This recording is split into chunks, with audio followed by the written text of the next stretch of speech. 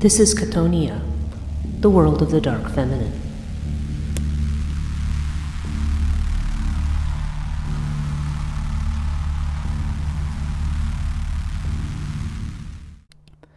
I'm pleased to introduce the first new Chthonia book's title in almost 4 years, Project Lethe. This book brings back some of the characters from my earlier novel, The Morrigan Timelines, and centers around a young woman named Sydney Duncan who loses her memory under mysterious circumstances, and is able to start a whole new life with her boyfriend, Mark Ryland, in which she is very happy.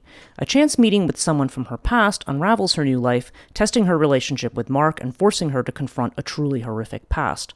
Project Lethe is now available on Amazon and can be ordered in any bookstore. Visit chthonia.net/publications for details on this book and other Chthonia titles. Hello, this is Breege Burke. Before we get into this week's podcast, I would like to thank my patrons personally: Gwyn K., Politi, Jan H., Tanya T., Veronica S., Gabby, Helen M., Ruth S., Sunny H., Scott K., JRM, Susie G., Eldritch Priest, B. Lupita, C. Roberts, Jeanette, DS, Jake B., CDV, Ali, Thaddeus G., V! V, and Mary Beth R. I really appreciate those of you who have joined recently and who have stuck with me over these years. Our community is small, and there is so much I would like to do in terms of providing courses, conversation on the dark feminine, and extra content, so please consider joining at patreon.com/Chthonia. Now on to the podcast. Hello and welcome to Chthonia, the podcast that deals with the dark feminine. I'm Breege Burke, and this week we are going to look at a figure out of, well, really often Mexican folklore, but this, I don't think it is simply limited to Mexico, nor do I think the origins of this legend necessarily come out of Mexico. They do certainly seem to come out of certain native cultures, around Mexico and South America and what we would think of as Latin America, generally speaking, including among the indigenous populations there. And this is the legend of La Llorona. Okay, now La Llorona is a pretty well-known folkloric figure. There's been movies been made about her, and she falls into category of spirit that is often known as a white lady. And there's certain attributes that she has that distinguishes her perhaps from other types, but there is a theme that surrounds her. And what I find very interesting in terms of the themes, which we are going to obviously discuss, is the way in which that theme and those variants, what they say around certain dark feminine themes, because this is certainly a very much a kind of quintessential dark feminine story. But the origins of this, as it's been pointed out in some of the research I've been doing, are probably not Mexican in origin, although there are some Aztec prototypes that one might be able to point to for this story. So, okay, I actually was able to find, there's a ton of research on this particular legend among folklorists, so I had to limit how much I was going to do because we're not writing a long paper here. It's just I want to do a podcast that examines some of the themes with respect to our dark feminine topic. And what I've narrowed it down to in terms of what I'm looking at is I want to talk about 3 different stories about La Llorona that I've seen in different places. We're actually going to avoid Wikipedia entirely this time because I do have enough material from academic articles and from book chapters and things like that is actually helpful. We're going to look at her connections to certain Aztec deities, in particular Cihuacuatl and Coatlicue. Those are the 2 in particular that have been pointed out as having some potential connection to La Llorona. But then there's also other European legends that are very much connected as well. And actually you can find Far Eastern connections too. I did a podcast probably last year or the year before, I can't remember if it's been in the last couple of years, on Llorona, which are these ladies in white who die in of maybe violent deaths or wrongful deaths, and often come back seeking some kind of revenge. And we also have the idea of the Greek Sirens, We have the lady in white in different versions, including the German version, Die Weißfrau. That's another variation, which we'll talk about. And of course, the Irish Banshee is another version of a woman who wails, because La Llorona literally means the weeping woman, okay, or that she's connected with weeping. Those seem to be the main ones. I mean, I'm sure you could come up with others. I know that in certain, again, Native American folklore and things like that, there are other versions of this story. So this is actually a really huge topic, and one that's covered a lot by folklorists and also those who engage with structural mythology. Structuralist approach to mythology tries to look at families of types of legends and myths and folklore tales, like trying to see if there's a parent tale, and then all of the branches of that parent tale. Looking at the structure, the way that the way that the story is structured, and what those elements of those structures and what they look like across various cultures. So we're going to look at that, and then I'm going to get into several specific themes, which I think I will get to later. For starters, okay, I want to tell you what sources I'm using. So there is a piece called, and I just got to find my note here, by Robert A. Barakat, called The Wailing Women of Folklore. So this is just a really short thing, and I'm taking from this one of the versions of the La Llorona myth. There is an article entitled La Llorona and Related Themes by Basil F. Kirtley from the Western Folklore Journal. And that first one, by the way, was from the Journal of American Folklore. And then the third one is going to come from a chapter called Gender and Ghosts, from a book called Haunting Experiences, Ghosts in Contemporary Folklore by Jeannie Banks Thomas. Okay, so these are the main sources that I'm actually using for this particular episode. So let's start with the stories of La Llorona. I think that's obviously the most important place to start. Now, I have heard this story before. It's not a new one to me, even without any movies or dramatizations that may come up with their own versions. I'd heard it. I think the first time I'd heard the La Llorona myth was on a TV show, that one of those 80s ghost-connected shows. I forget what it was called, but it was definitely 80s. I mean, just the people who were narrating it and the hair and everything. I'm like, yeah, this was from the 1980s. But there was a folklorist on there who gave a version of this story. So let me start with this version first. Okay, this is actually the one that I'm the most familiar with, and I'm actually going to take this one from Kirtley, because I think that this is the one that I know. Okay, it says, the story goes, In Mexico City itself, La Llorona's legend is related. She was a pretty but humble maiden named Luisa, with whom a rich young man of high society fell in love. He did not marry her, but according to custom furnished a casita, a love nest, for her, where they were happy for many years. Her friends visited and respected her, and they had 3 children. Finally, his family prevailed upon him to marry a girl of his own class. He told Luisa he was going to marry, and she made a scene. He stopped visiting her. She was an uninvited guest at his wedding in the big cathedral. She came home maddened with grief and sent a dagger into the tender bodies of each of her children, one after another. Then, horror-stricken, she ran wildly through the streets, calling for her little ones, sending terror into the hearts of all who heard her.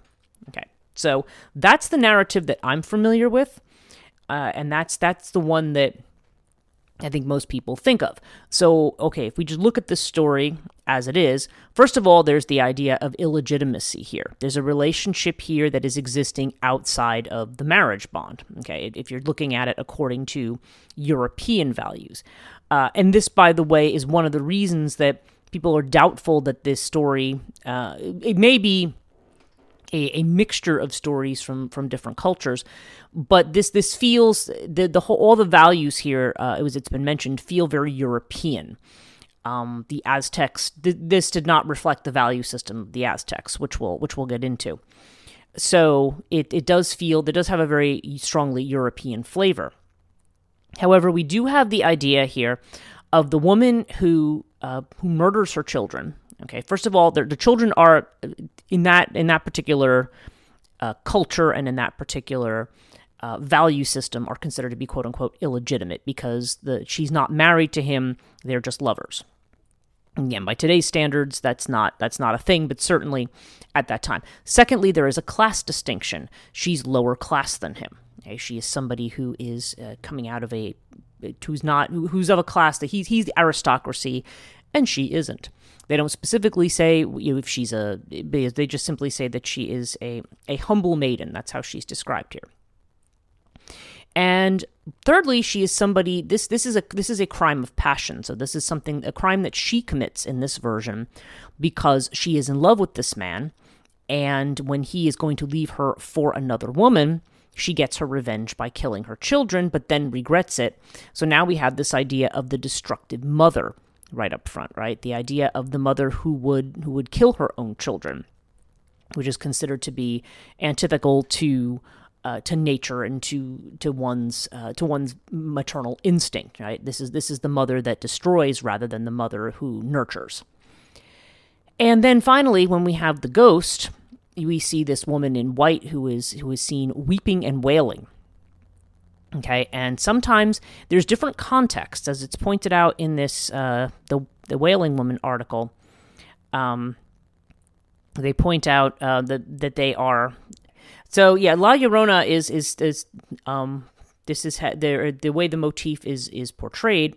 She either haunts the streets, she wanders the hills and fields, or she appears in bodies of water.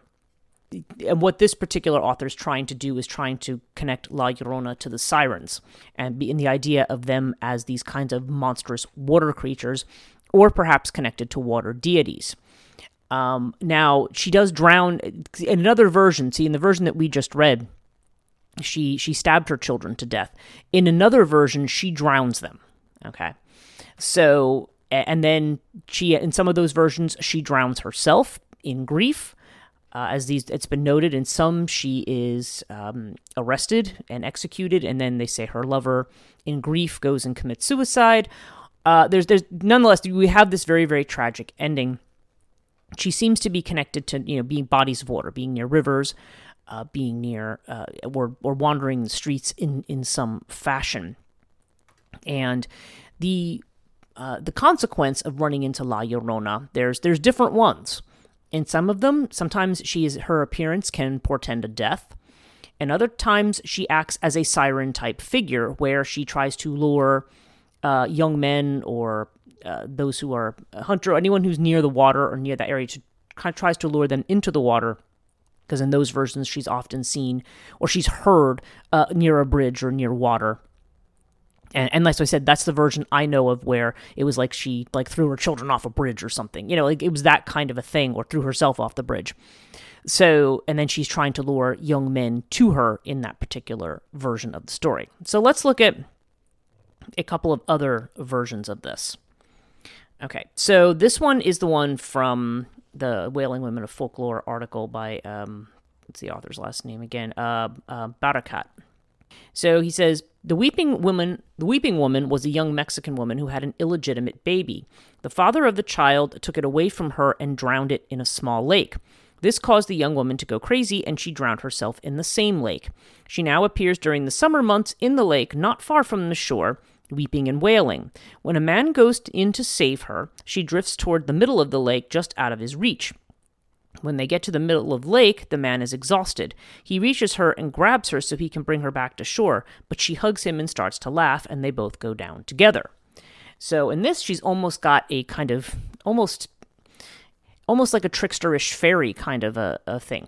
I'm reminded, and this is not a comparative legend, but the idea of being taken in and drowned, there's I think of the Kelpies, which are horse fairies, that appear when somebody is exhausted, and then somebody gets on their back, and then to try to thinking, oh good, I'll finally get home faster because here's this horse, but then the horse ends up going into the water and drowning them. Okay, I mean, that's the only aspect of it that's the same, although we have talked about similarities between horses and certain types of figures. Interestingly, when I'm thinking about the Banshee and the Banshee's potential connection to a goddess like Morrigan, we know one of her aspects is Macha, that of a white horse. So, I don't know. I'm seeing these connections. I mean, I'm not suggesting that there's any kind of necessarily folkloric evidence for their connection, but it's just an interesting thought that kind of jumped in my head.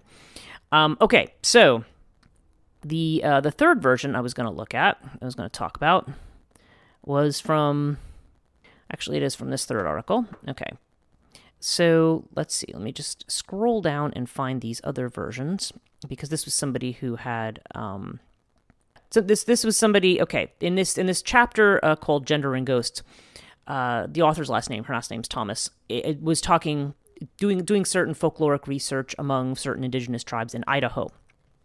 And she refers to the La Llorona type as the deviant femme type.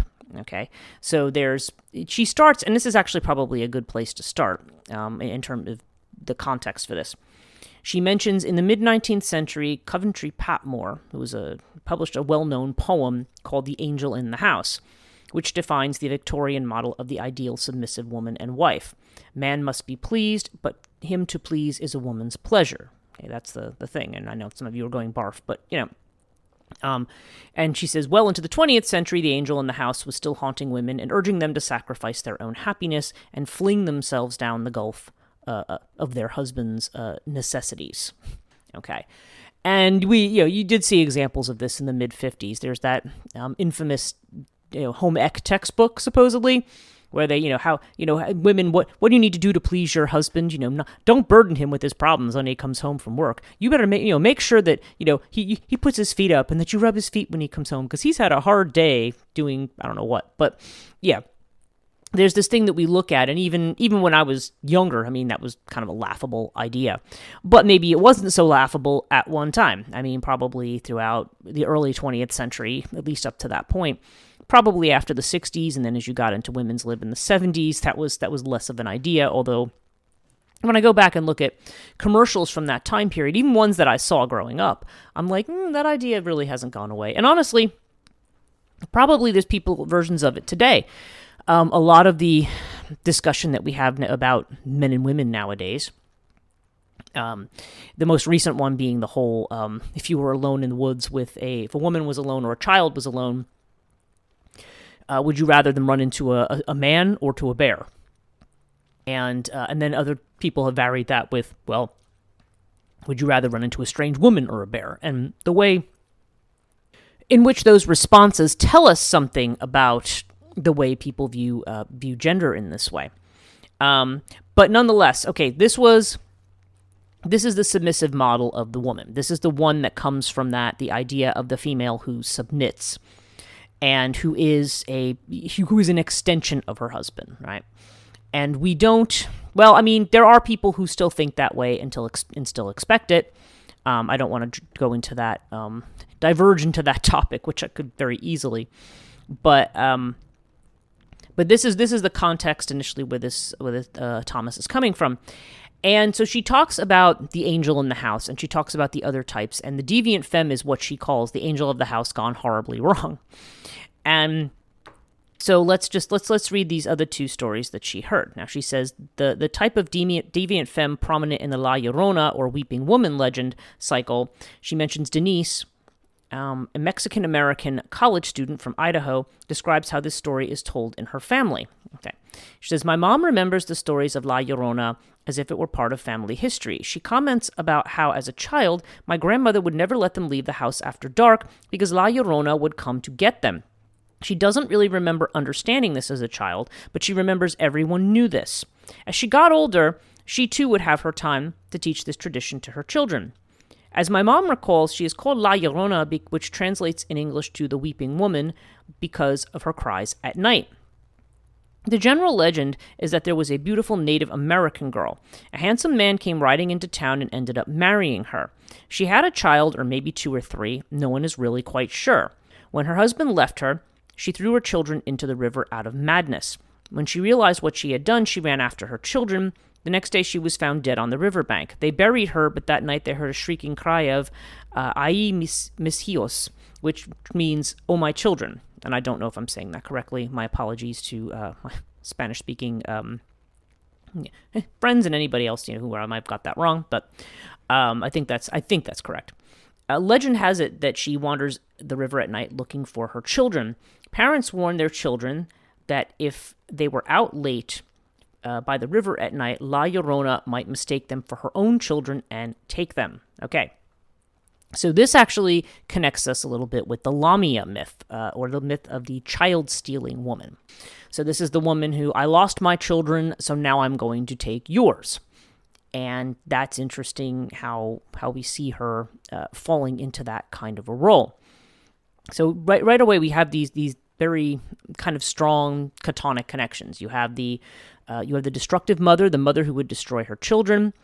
And then you have the mother who would, then you have the seducer type figure in the one story where she would lure men to their deaths. In fact, we have another version of that here, which I'm going to just read. But then we have this other variant that's the idea of her as a child stealer. And in fact, in the first article, there was a discussion of the siren. This guy was postulating that the siren was the original weeping woman. But he talks about the idea of woman as siren, woman as a grieving woman, and then the idea of woman as a woman who's dangerous to her children. And that's interesting because the siren that's the more seductive aspect, right? That's the aspect of the feminine that is luring you to something dangerous. Like to quote Proverbs, the loose women who will lead you down to Sheol, right? Down to the underworld. And that's the idea here, is the idea that somehow this myth gets kind of mixed up and conflated with a lot of these other ones. So let me read this last variation from this same chapter. And this was the same, we just heard the account of Denise, who they say is a Mexican-American student. And her father, Gustavo, who's a Mexican-American, a mechanic, and a restaurateur with his wife in Franklin, Idaho. Denise gives an account of his story of La Llorona. And it says, so this says, everyone hears different sides to the legends.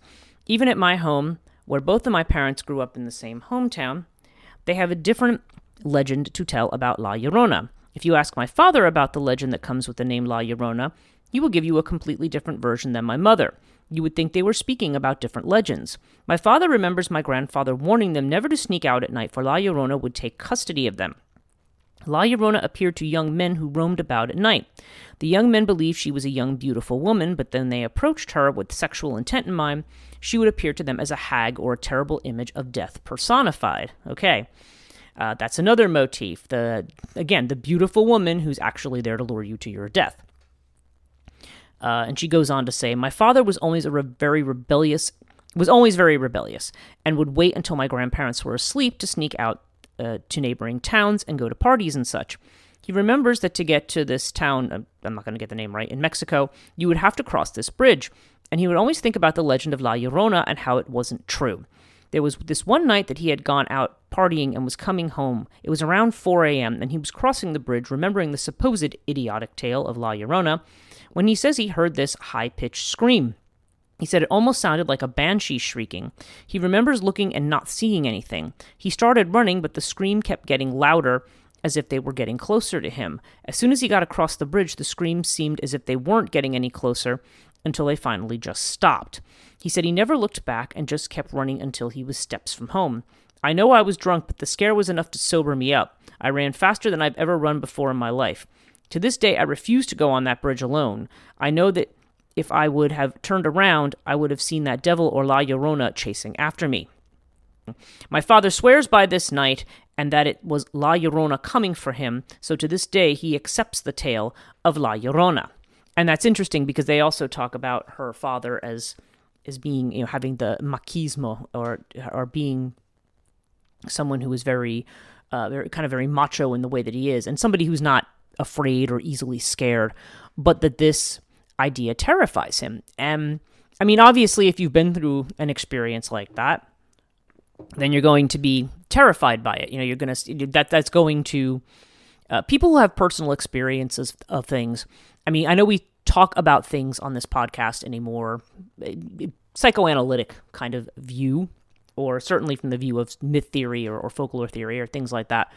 But the reality here is that some people, there is always the question, I know I talked about this when I did a series on fairies, is about how much reality is there to these.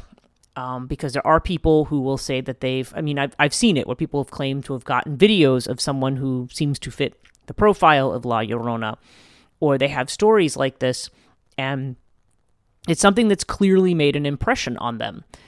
And it's interesting because there may be an archetypal element to it. There may be this terror of this aspect of the feminine, but there also seems to be a reality to it as well.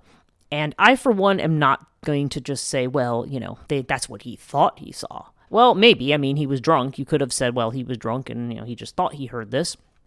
But, I mean, hearing it sobered him up.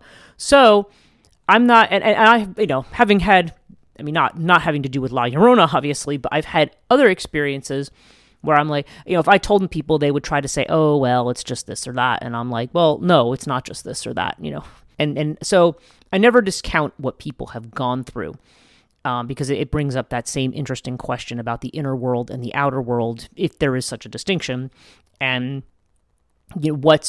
especially, and again, this is a question among magicians, how much of this is real and how much of it is, quote unquote, in the psyche. Although, as Jung would point out, just because it's in the psyche doesn't mean that it's not real. It is something autonomous and real.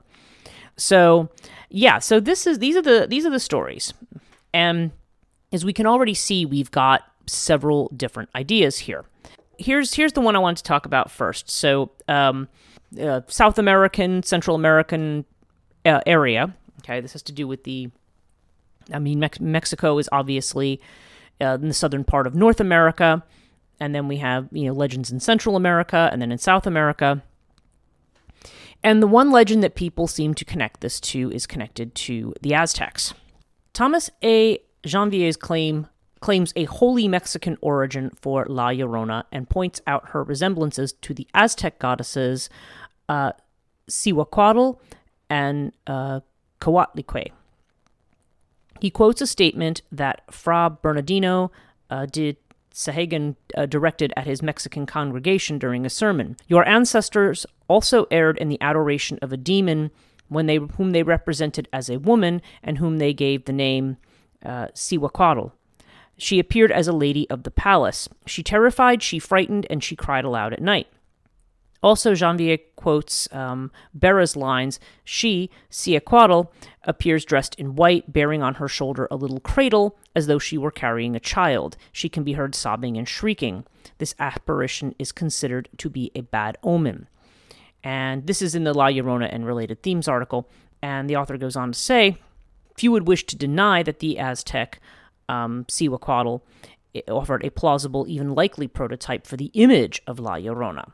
However, the assertion that the narratives associated with this figure are entirely of indigenous Mexican growth lacks ultimate conviction, particularly since during the same decade that La Llorona was first mentioned in Mexico, a story seemingly already quite old of Die Weiße Frau, the White Lady, which reproduces many of the features consistently recurring in the more developed versions of La Llorona, was recorded in Germany.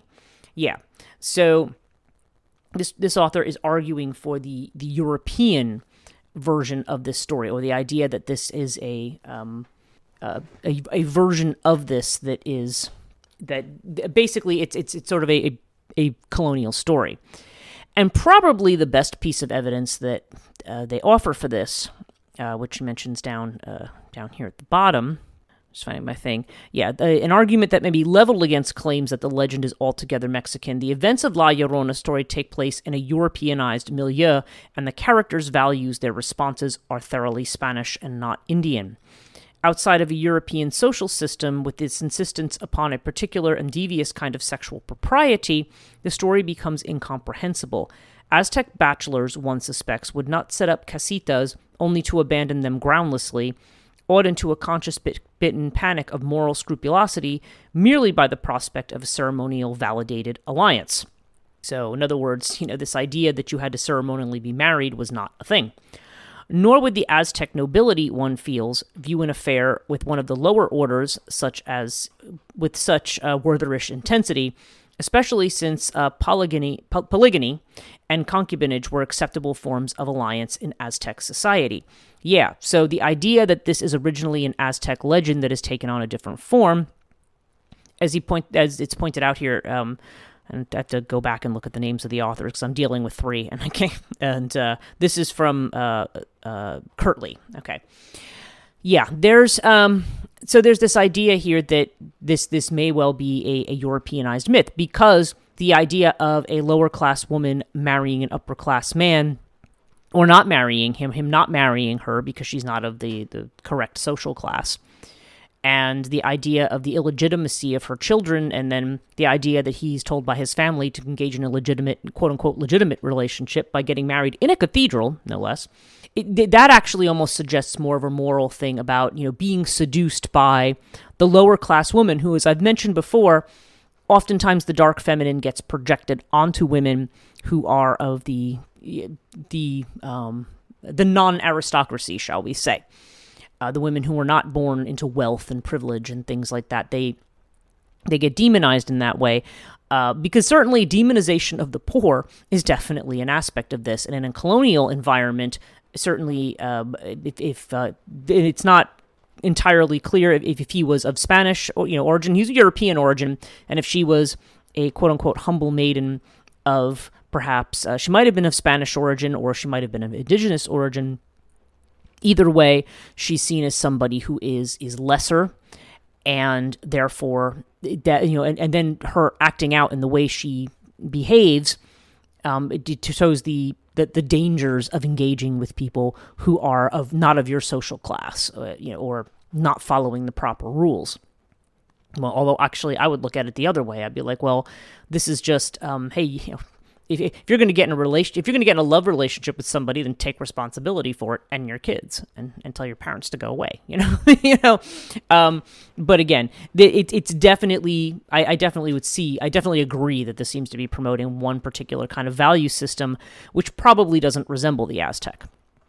That said, they're saying this image of the woman carrying the cradle on her shoulder, or this idea of these Aztec goddesses, who are often associated with with death, or with death of their children, that's not necessarily outside of the realm of possibility here. And I've done Coatlicue. I've actually done a podcast on. So rather than dive into that story, I mean, you can go check out that particular podcast. But the idea here is just that there's. It's not clear where the line. Okay, obviously La Llorona is a legendary figure. Is she part of a didactic or cautionary tale? Is she part of, or is this idea about women as being victimized, women as being helpless, or just this seductive danger and being involved with women? I mean, it seems to be. I don't think there's a single answer there. Now, if we look at the other variety of story that we have here, it's the lady in white story. So I'm going to read a little bit from this one. This is from the White Lady, Count of Orlamund, that died, left behind a widow and 2 children. His widow, who lived at Plassenburg, was a voluptuous woman and constantly wished to remarry. Notice she was voluptuous, so that means she was sexual, right? I mean, that's the association there. Word reached her of a remark made by Albrecht the Fair, who said that if 4 eyes were not in the way, he would make her his wife. The possibility of remarriage intoxicated Kunigund, which was her name, I think, if I'm saying that right, as the widow was named. 4 eyes, she believed, must be an oblique reference to her 2 children. She resolved to do away with them, the obstacle to her marriage. Kunigund went one night to her children and thrust a needle through their heads. Their deaths, she gave out, was caused by a violent disease. Kunigund had miscalculated, however, for by 4 eyes Albrecht had meant his aged parents. After the widow's precipitate crime, he of course shunned her altogether. Kunigund then began to feel remorse for her murders, and in a spirit of contrition made a journey to see the Pope in Rome. Later, as a penance imposed by the pontiff, she crawled on her knees from Plassenburg to Berneck, where she founded a convent. Okay. So, yeah, this is one of those woman who commits heinous crime, but then submits herself to the church and is now redeemed in some way. Now, what's interesting about this particular White Lady story, and there's tons of White Lady stories. We all hear about a lady in white. And oftentimes that lady in white is considered, sometimes it is a woman who has died violently, very similar to the Llorona stories. She could have been a victim of somebody. These stories of that are actually very quite similar in European or even British, folk tales. I mean, for our purposes, for continental purposes, Europe and Britain will be the same, even if they're not in terms of being connected by the European Union. There's still this idea of the lady in white who might be, or this ghost that could be of a woman who falls in love with somebody out of her station, like she's a servant girl or something like that, and then she becomes pregnant by the dashing young man of the house or whatever, and then, of course, when the pregnancy is discovered, now she's obviously the one to blame and has to be done away with, and if the parents feel that this is going to bring scandal upon them, then they get the son married off. It's a very similar motif in these lady in white stories. And so the girl, inevitably, something happens. She dies. She kills herself in some fashion, and usually the child too. And so you do see these stories of the woman, wailing and carrying her child around. In other versions too, sometimes the woman is again, she's attacked and killed and maligned, or there's a man who takes the child from her and kills it. Yeah, there's different things, but nonetheless, there's this idea of a regretful mother, or a mother who has lost her child, which again connects her back to the legends like Lamia and Marmo and Gello from the ancient Greek, who are these child-stealing women. And they, at least certain versions of these particular monstrous figures, are said to be connected to women who have whose children have died, and perhaps that they have died subsequently. So now they are trying to recover that which they don't have. I know that in talking about that, I've talked about the way in which women often are, because of their role in reproduction, sometimes have often been judged by just like they can be judged by whether they're virgins or not. There's definitely a very sexual judgment here of women, not only as to their virginity, but when they're married, or ostensibly, when they are in a proper relationship, that ostensibly they're bearing of children. Okay, if you have a woman who cannot have children, that is generally considered to be a bad thing. And it's considered to be like a curse on the woman, or somehow her barrenness is a reflection on some negative quality about her in these particular kinds of ideas. And so along with that, now, she's not quite the same as a Lamia figure, in the sense that it's just that, she had there was a death in childbirth, or a stillborn child or something like that. This is the extra step of somebody who's actually murdered their child and then has regret for having murdered them.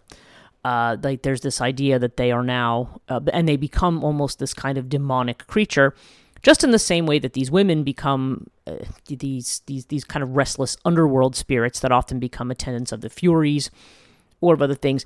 And that's interesting too, because if I think about the Aori, the restless female spirits who have died in something connected to childbirth, either the death of their children, their death giving birth, their death before they're able to give birth, something connected to their fertility.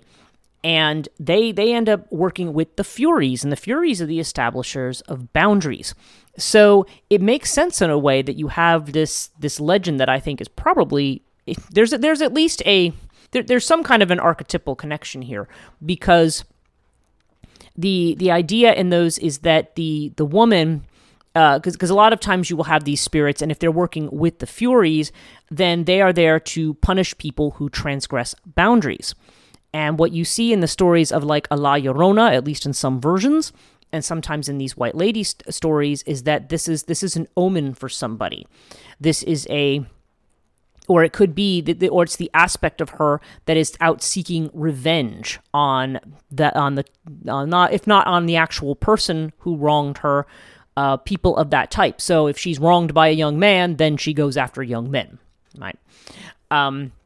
Now, of course, again, going after young men, this is almost the Lilith aspect. So it's the idea that this girl, maybe who started out innocent, through her murder, she becomes this kind of dark feminine figure and becomes associated with everything connected with that. So it's not just that she is, this murderous figure, but now she becomes almost like a Lilith figure. Like she's like a succubus kind of figure that tries to lure young men in, but she's really trying to entrap them to their deaths. And so it's a really interesting kind of admixture here of destructive femininity and also of ideas about the seductive or succubus kind of aspect of these kinds of spirits. There's the idea of the Rusalki, who are these women in the forest, so they're women who have drowned. And they always have this kind of rather sinister kind of a role, after their death, where they don't particularly rest, and they are there either to steal someone else's child, to bring someone else to their death, or to be an omen of somebody's death. And of course, in the omen factor, now we see the connection to the Banshee, who is a spirit that is connected to a wailing woman that usually appears to Irish families. So it's said that certain Irish families will have their own Banshee. So if they hear the woman wailing at night, they know somebody in the family is going to pass away.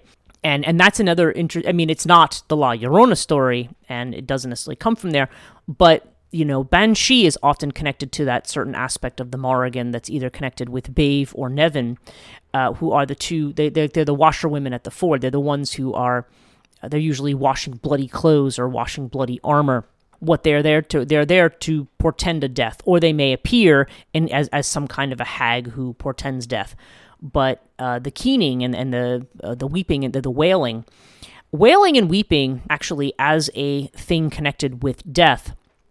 I mean, obviously, there's the idea of a woman in anguish crying because when you're either terrified or horrified by something, you will scream, right? But the wailing aspect almost connects a little bit more to the idea of keening, of mourning something that's been lost. And keening is like an art in and of itself, and often was connected to the work of the Goit or the Goite, however you want to say that, which is the ancient Greek necromancer, the one. Because the Goite would be called to sing the dead person to the underworld, to show them the way, and also potentially, in the art of necromancy, to bring them back if you wanted to get information from a ghost, because that was one thing ghosts could do, was they could tell you about they could tell you about the future. Or they could identify something, or if they were restless, the Goite might help you figure out why they're restless. They're almost like your modern-day medium or ghost hunter, right? In that respect. And Plato, of course, had no regard for them, but they probably represent a very ancient kind of magician who dealt with the underworld. And the idea is that the whole aspect of keening, of wailing and singing that song, that's the song of the underworld. That's the song, without the weeping and wailing, the dead soul might not know where to go. At least that's my simplification of it, but that's kind of what it is. The idea is it's the song that of the dead. And so this, and it was actually, at some point, I know in Athens, I think Solon actually had outlawed women doing that, because that's where you have the old idea of weeping and gnashing your teeth and pulling at your hair and pouring ashes on yourself and wearing sackcloth as the proper funerary rites. And those funerary rites are very, very old. They even go back to ancient Babylon. I mean, that was a thing that people did. As Jake Stratton Kent said, he said, when you're talking about Chtonic deities or the Chtonic world underneath, you're talking about something where you're focused down. There's that weeping, that wailing. There's the being like putting the ashes on yourself because it's like you're in the dirt. Or they didn't, well, depending on whether they cremated or not, but the ashes of cremated remains or something like that. And then there's the weeping and wailing, and whereas those that are attending and of course when you sacrificed an animal in those circumstances, the blood would go down into a pit. Whereas if it was a celestial one, there would be they would burn the offering, and the smoke would rise up, and of course everybody would be dressed in probably their finery and probably in certain kind of robes and everything, representing the light and purity of the celestial deities, right? So, yeah. So there's this very strongly Chtonic connection to these women, and they seem to serve a role either for vengeance or they serve as an omen or a kind of a warning in a certain way. Now, the author that wants to connect them to the Sirens wants to suggest that the Sirens are. They said they're similar in three ways. He said that the La Llorona and the Sirens are similar, or even other wailing women, and that they're water deities or live by water or are somehow connected to water, that they limit their victims to men concerned with water. Okay, well, at least with in some versions, and they seek revenge using their voices to attract their unfortunate victims. Okay, so so there's this. So yes, I think that's probably the one. The water element, again, La Llorona, it's not clear whether that's always her role, is to try to lure people to their death. Obviously, in some versions, that is exactly what she's doing. In other versions, though, she's simply a woman in mourning, and just seeing her is a very bad omen. Again, the same idea of the Banshee, the idea that you are hearing the song of death, right? You are hearing the song of death, and so therefore that is something to be worried about, or something to try to avoid, right? So first of all, there's the wronged woman who's had an illegitimate child. Again, somebody often of a lower social stature in this particular story, and that aspect of it allows us to feel sympathy for her, because it's somebody who has been wronged at the hands of a man. However, in a lot of these stories, just like that particular German version of the White Lady story, there's the idea of the woman who values a relationship with a man, a love relationship with a man, over her children.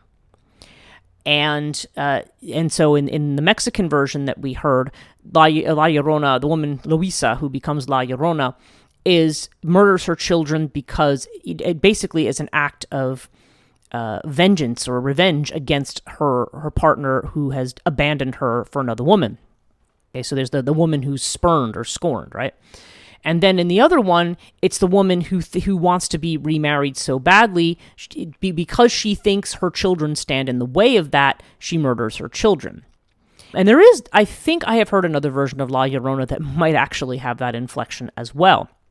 But, there's kind of a fine line here, because in some of them, there's the girl who's innocent, and simply because of her desire or her passion, she ends up in this kind of position. And of course, she's not in a social structure. And because she already doesn't have status and privilege, even if she did, I mean, it's still an illegitimate child would be, for the most part, that's still potentially either a death sentence, or it's potentially just, the child's going to be taken away somewhere and you're going to be locked up. You know what I mean? There's the social status there didn't necessarily make a difference.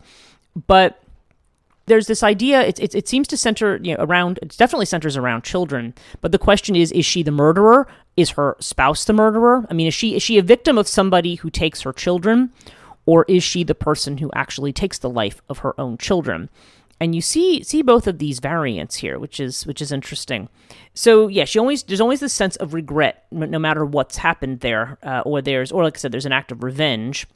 And one of the other aspects that I don't think I've seen talked about too much is to me that one of the themes that tie all of it together is a theme of betrayal of some kind. There's a betrayal that's involved. And I've often talked about the dark feminine as being representing betrayal. I mean, that is one of the core elements. When you see these figures appear, there's definitely the sense that somebody here has been betrayed, and that betrayal is really ends up being the core of the problem. It's either the woman who is victimized. In this case, it's the man who is unfaithful. If we're looking at that, if we're taking this European value system, it's the man who's been unfaithful, and the woman gets the short end of the stick because she's not seen as somebody of value. She doesn't have the same social class, and her and the children, they're just sort of a dalliance, and he's going to go off and do the proper aristocratic thing rather than. In a way, it's weird, because I'm thinking about the Aegisthus myth that we looked at a couple weeks ago. And so what happens? You have Attis who's running around with Aegisthus, or Cybele, depending on which version you look at. The King Midas decides that this is an improper behavior for a prince, and so wants him to marry one of his daughters and into a proper royal marriage, instead of him being out in the Chtonic wild with the Earth Mother, right? And so there may also be a version of this as well. So what ends up happening is the Aegisthus or Cybele, depending on which, appears at Attis's fancy wedding feast, and then he ends up castrated, and everybody dies pretty much. And it's so. Yeah, so it's interesting. Like I feel like it places this like the La Llorona figure in almost an Earth Mother kind of a role, and it's the betrayed Earth Mother. It's the Earth Mother who's been betrayed, and when you betray the Earth Mother can turn around and has a violent side. Like most ancient deities, they're not they can be very beneficial and very nurturing, but they can also be very destructive. If you want to just think about the Earth as the planet that we live on, we have all kinds of wonderful things on the Earth, things that you have an abundance in terms of what's available for food, and what kinds of things that we can have, and so forth. But you also have the element of, you have hurricanes, you have natural disasters, tsunamis, earthquakes. I mean, the Earth, you're talking about the feminine force that can be either very creative and nurturing, or it can be destructive. So this just seems to be a reflection of that, and it's interesting to see how it ends up being conceived in terms of this value system. But it's a bit of a betrayal. It's a betrayal of the woman. And then we also have this element in at least one of the White Lady myths about the crime of being childless. And when you think about it again, if we want to think in terms of the Earth, the barrenness of the Earth, I mean, it can have to do with the area, can have to do with climate or weather conditions. Sometimes barrenness comes because something is overused. Like when you have land that is overcultivated, it becomes barren. It doesn't produce anymore. And so, yeah, there's this very strong imbalance of masculine and feminine, and the suggestion here is that it's either extreme passion, or it's this kind of betrayal, or both, kind of a combination here that goes on that brings about this destructive feminine. So, yeah, it's an interesting theme to think about, but I feel like we are really looking here at a story of betrayal. And also, yeah, as it was mentioned in one of these, often the victims become the villains in these stories. And again, this can also go back to the ideas that we have about women, that when it comes to sexuality, regardless of what happens, regardless of who's the initiator of the situation or the contact, somehow the woman is always the one who is blamed here. And interestingly, and the thing is, this goes back to the idea about sexuality, because even though we live in a world now that often looks at men as the sexual aggressors, there's this idea that, and even among that, there's always the excuse of, she was tempted, or he was tempted by her. She hadn't dressed that way. It's the same stuff that we're trying to get rid of in our culture in terms of ideas about women. But women also are the ones who end up being the victims anyway, because if there is a sexual encounter that happens through lust or through love or whatever, and then a child is produced, then this all ends up falling on the woman. And childbirth is a very dangerous venture. Just because we live in an era where women can give birth a certain way, and in a more maybe hygienic kind of a way, or something where maybe death is not as high of a risk, there's still very much high risk pregnancies still very much exist, and a lot of mothers still do die in childbirth. And so, yeah, it really gets back to the core of the sexual impulse, and how how people try to manage that, how to manage that energetically, and what happens when we're talking about a misusal or a betrayal of this process. In this case, we're talking about it involving children, or involving what's created out of that union. But you can have this very destructive element.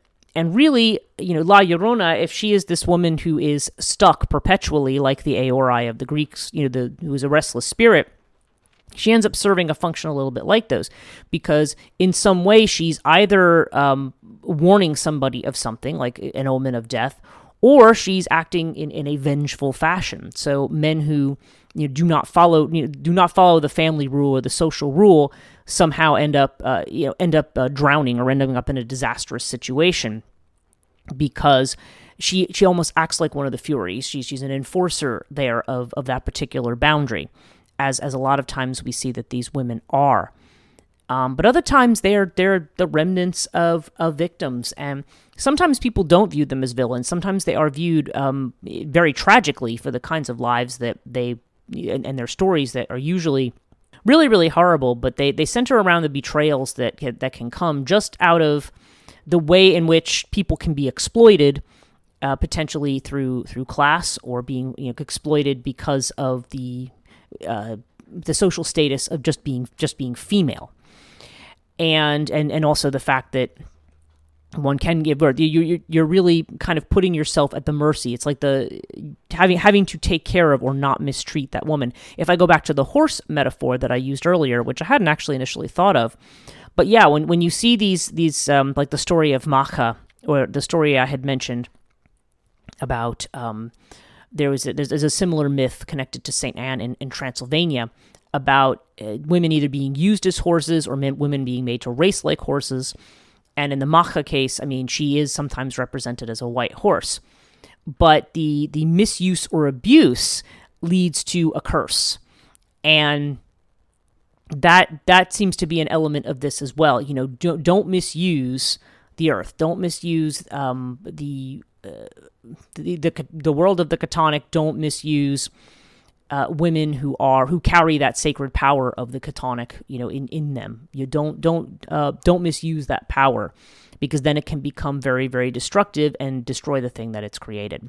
So, probably a lot more can be said on this topic. Probably could be expanded to a lot more legends, but I think I'm again looking at the time and I'm like, well, I'm either at an hour or a little over. So I'm going to stop there. I'm going to say thank you very much for listening. If you enjoy the work that I do, and you are not a member of my Patreon, of course, I mentioned my patrons at the beginning, and I always thank them again. You can always join at patreon.com/Chthonia if you want to support the work that I do. I do every bit that people provide to support the podcast and support my other work is very much appreciated. Do check out my website, Chthonia.net. Because I have in addition to the podcast and old episodes of the podcast, you can also see blogs on the latest work that I'm doing. You can also has my publications page, so you can see books I've published. I've got several coming out this year, and I had one coming out in beginning of May 2024. There's another one coming out in beginning of June 2024. So lots of stuff going on, and then there's some other projects that I'm excited about around education, and in terms of feminine myth and things like that. I'm putting a center together and getting together some PhDs to work with me in terms of trying to come up with a curriculum in a school that's very low cost for people who are very interested in this subject and want to delve deeper and maybe be able to create something in connection with that for themselves as well. So lots of cool stuff going on, so definitely check that out. And again, check out the website and Patreon. And my social media is Chthonia Podcast, one word on Twitter, on X now, and Instagram, 2 words on Facebook, and just Chthonia on YouTube, though it also will come up at Chthonia Podcast, one word. Thanks so much for listening, and we'll see you next time.